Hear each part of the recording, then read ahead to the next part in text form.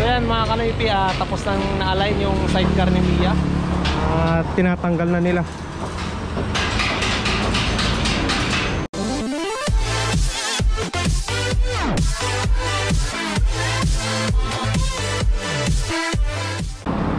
What's up mga kanoypi, at nagbabalik na naman tayo for another video. At nandito tayo ngayon sa tabi ng highway. Bale, pupunta ako ngayon sa PGH Metal Craft para ipa-align na si Mia sa kanyang sidecar. At samahan nyo na naman ako ngayon mga kanoypi. At nandito siya, si Mia. Ayan. Diyan yung motor natin. Oh. At syempre, nandito yung helmet natin na Evo helmet Enigma. At nandyan na rin yung sticker nating Noypi Vlog. Yan! Yan yung gagamitin natin ngayon. Magmo-moto vlogging tayo papunta doon. So, samahan nyo na naman ako ngayong araw na to mga kanipi. At punta na tayo sa PGH Metal Craft. So, ayan mga kanipi, at nasuot ko na yung aking helmet. At magsusot na lang tayo ng gloves. Yan. Siyempre para hindi naman umitim yung kamay ko, di ba? 9:55 na pala ng umaga. Ayan. Kitang-kita nyo naman sa cellphone ko. So, tara na mga kanipi para ma-align tong motor natin na si Mia. At siguro pag maaga tayong makauwi matapos na mag-align, pupunta ako ng Umingan kay Kuya Wiltan ulit. Kasi wala na akong bigas mga kanipi na natira dyan sa bahay. So sabi niya naubos na naman yung ganong stock. So pupunta ulit tayo doon para mamili. Hindi ko lang alam kung nag-deliver na. May nag-deliver na sa kanya.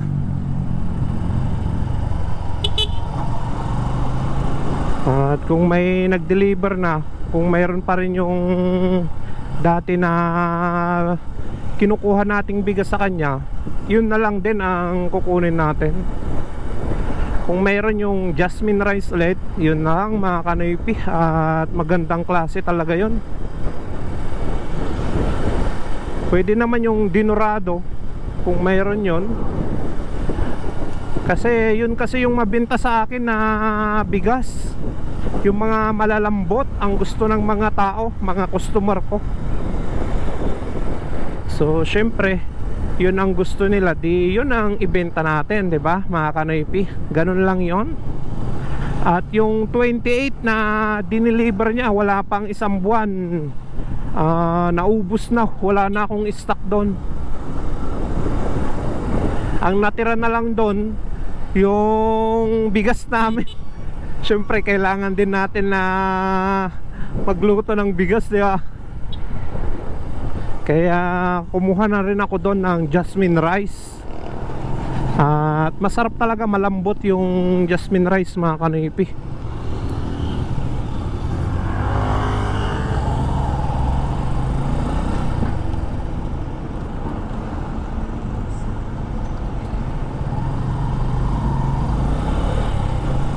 So hindi na tayo dadaan ng mismong palengke ng Urdaneta. Daan na lang tayo dito sa bypass. Mas mabilis yung way natin papunta dun sa may PGH Metal Craft. At makikita nyo mamaya kung buo na ba o yung half body pa lang yung sidecar natin na pinagawa.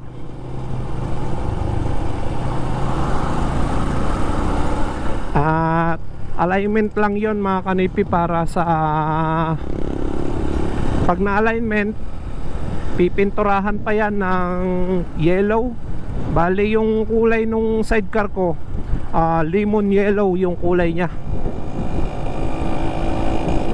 Nung pumunta ako doon, nakausap ko na yung magpipintura.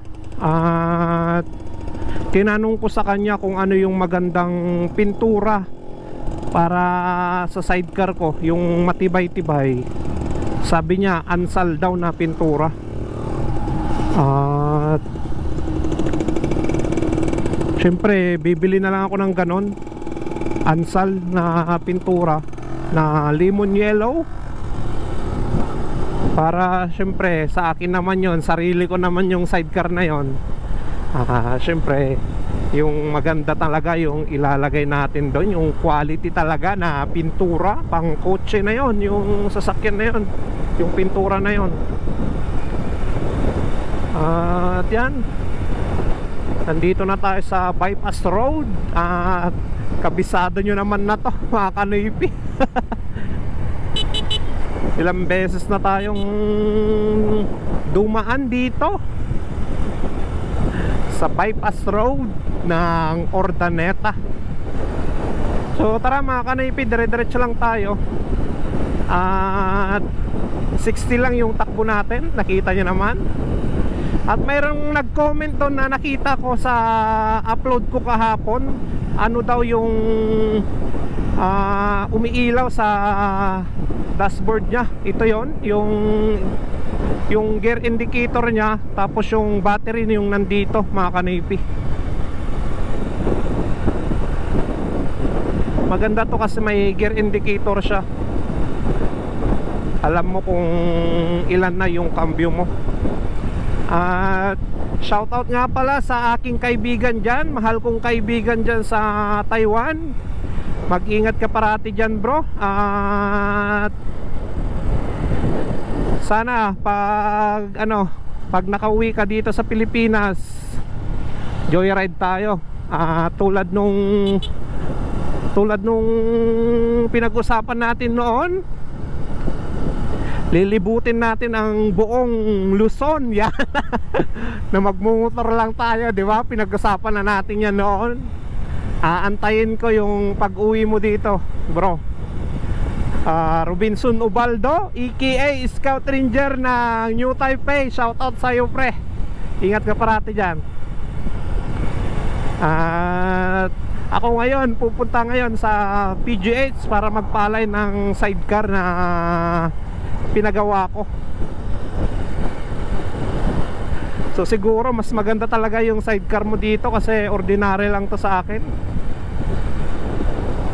Sabay natin igala pag pag nakauwi ka dito sa Pinas, yung tricycle mo rin igagala natin yan.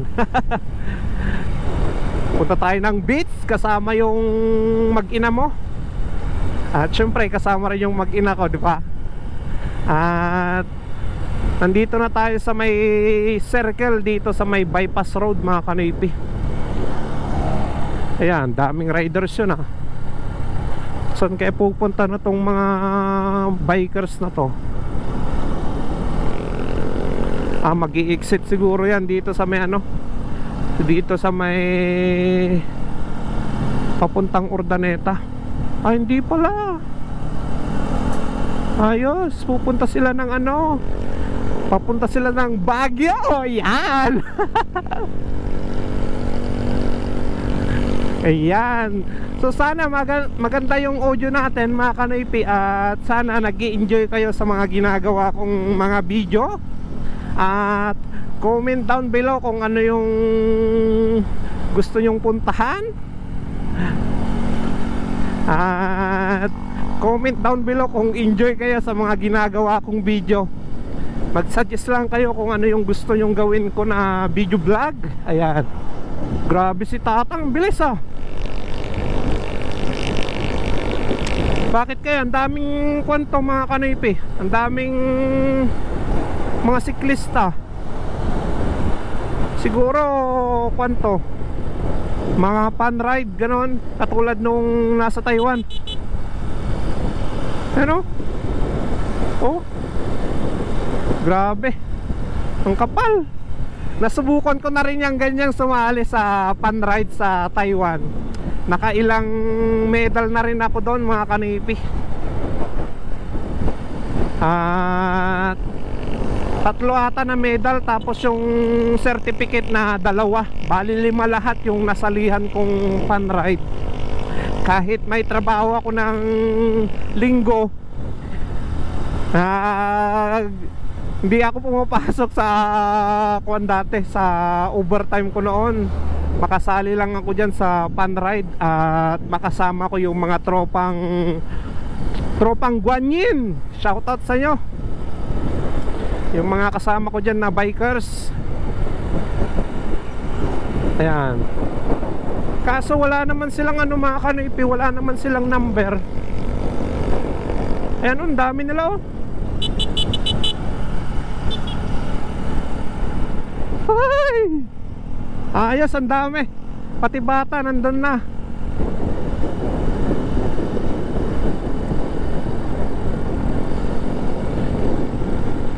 May event siguro sa mga riders yan, kaya ang daming siklista ngayon.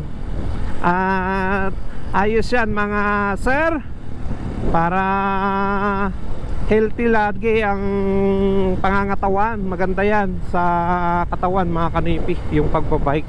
So nandito na tayo sa PGH Metalcraft mga kanipi, at nandito yung sidecar natin na hindi pa siya buo masyado. At nandito,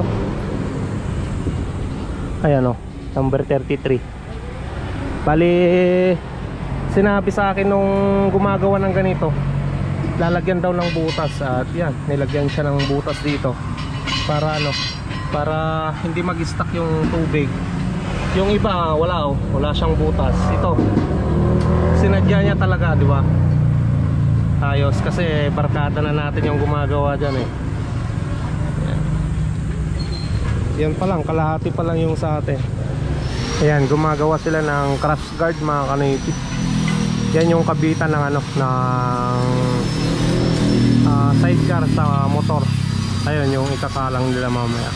Bali dito mga kanipi, magkakaiba yung trabaho nila. Si boss, siya yung tagagawa ng ano, carrier ng tricycle, taas baba, taas likod. Yun naman pintor. Yun bumper naman ginagawa nila. Ayun o, mga sidecar nila. Ito ordaneta to kasi yellow. Yan black white naman eh. Ito blue. Magkakaiba mga kanipi.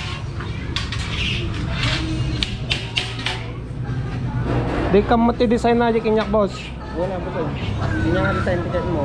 Di ba? Wala kaya may sama aja mata ya. Wala, mabalin mo. Ha? Lumaran? Ang ko nakita nyo. Di kalman ba? Oo. Meron kasi yung ginawa nilang carrier mga kanipi, may mata sa likod na maganyan no, yung tubo nya. Stainless yung tubo nya. Tapos may mata na sa likod, nooper. Siya yung gumawa doon. Papalagyan din natin ng design, di ba? Boss, maganda yung ginawa mo sa kanya, sa loob niya. May butas talaga eh. Oo, para yung tubig. Oo nga. Siya yung gumawa ng sidecar natin mga kanipi. Kaya ano nga, lalabas. Oo, lalabas no. Tatlo yung butas na eh. So yan, binabaklas na yung upuan natin para ano, maumpisan na nila.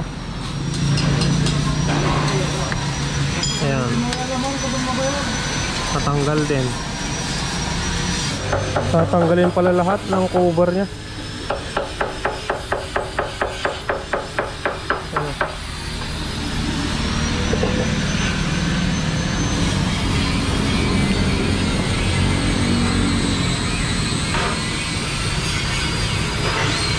Pati ito tatanggalin boss.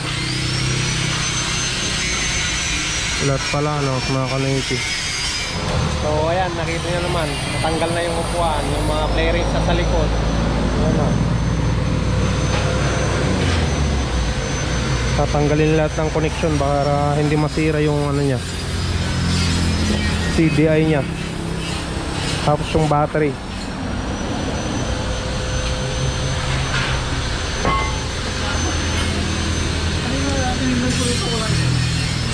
Ang kagandaan dito sa Badya mga kanipi, may nakaabang na dito na lagayan ng sidecar nya.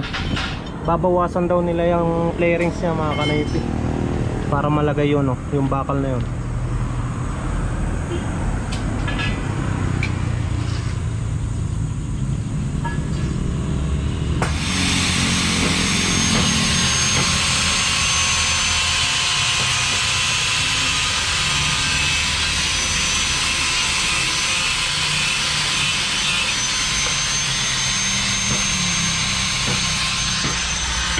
binawasan na mga kanipi yung clearance niya, pero ayos lang yan para may kalang na rin yung yung sidecar, may align na. Sana hindi umulan ngayon mga kanipi para makapunta pa tayo doon sa lugar ni Kuya Wiltan. At anong oras na rin kasi, marami rin kasi silang inalign kanina nung dumating ako dito, kaya medyo natagalan. Anong oras na? 1:00 na ng tanghali, hapon.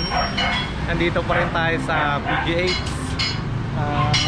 Ayan pa lang yung nagawa nila. Bali, ito yung ilalagay nila dito mga kanipi. Diyan. Ito yung hahawak sa sidecar mismo ni Mia. Ayan. 3 flat bar, oh, pinagdikit-dikit. So matibay yan mga kanipi. Antay-antay lang tayo kay boss para matapos na at makapunta na tayo kay Kuya Wiltan.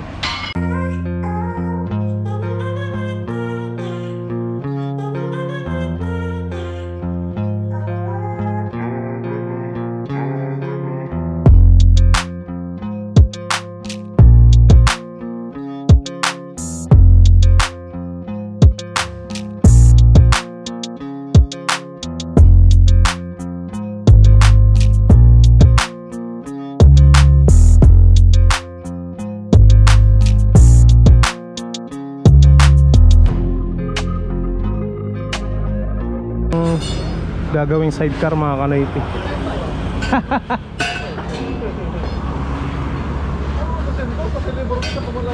Ayun, binubuhat na nila. At para ma-align na si Mia.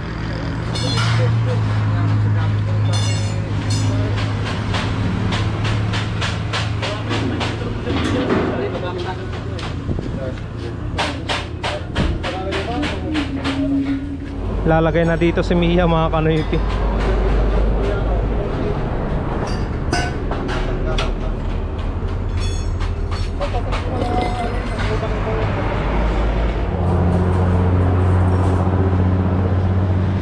Wala nang kawalayan kasi may stopper yung gulong niya eh. Ayan. Semi-lowered yung yung sidecar natin na ipapakabit.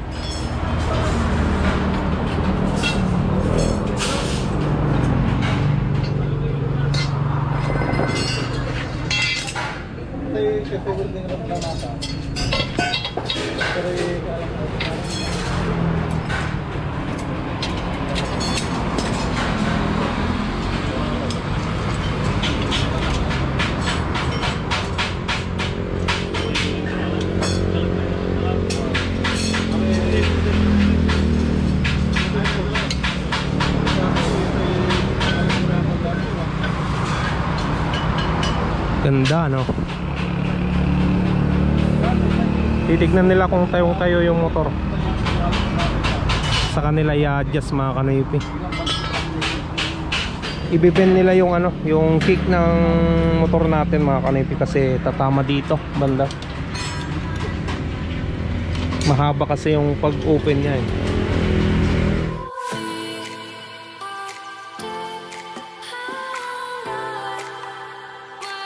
So yan mga kanipi, tapos nang na-align yung sidecar ni Mia. Tinatanggal na nila.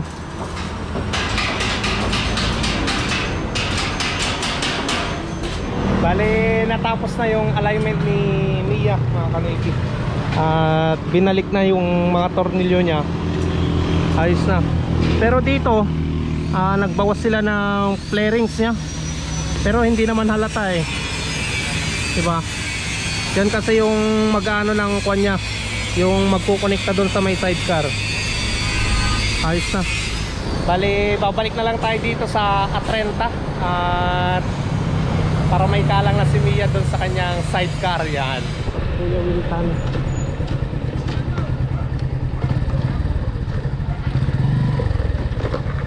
Pabili tayo.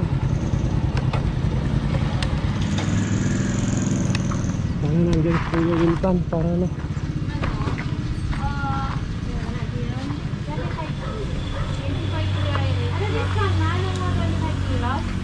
Hindi niya alam na pupunta tayo dito. Nakasyon. Ay.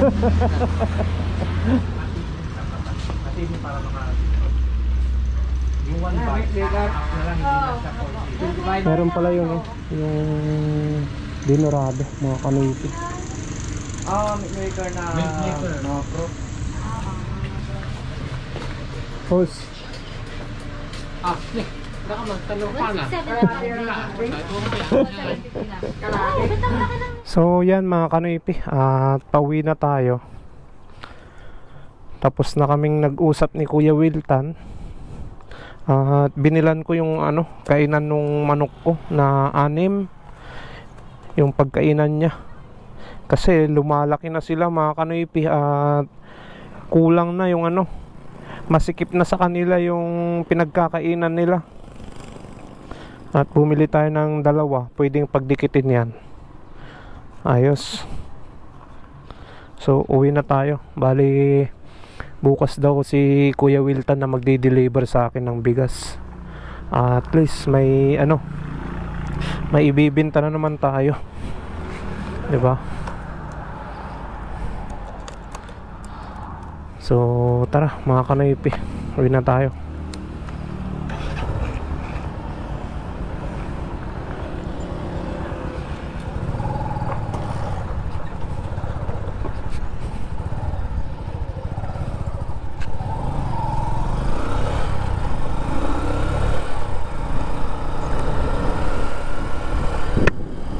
At sana wala nang ulan para hindi tayo mabasa. At sabi pala ni Kuya Wilton mga kanoypi, nagmahal na daw ng bigas. So tayo kailangan din natin itaas konti yung presyo ng bigas natin na binibenta para may matubo naman tayo. At kunti lang naman yung nilalagay kong tubo sa bigas na binibenta ko. Ayaw ko din naman na sobra-sobrang malaki yung presyo niya. Pangit din naman yun sa mga kapwa nating Pilipino, yung mga kapitbahay natin dyan, di ba? So kailangan kunti lang, may matubo lang na konti, ayos na yon. Hindi kailangan na malakihan ng tubo sa pagbebenta ng bigas. At maambon-ambon dito. Maambon-ambon, maambon talaga.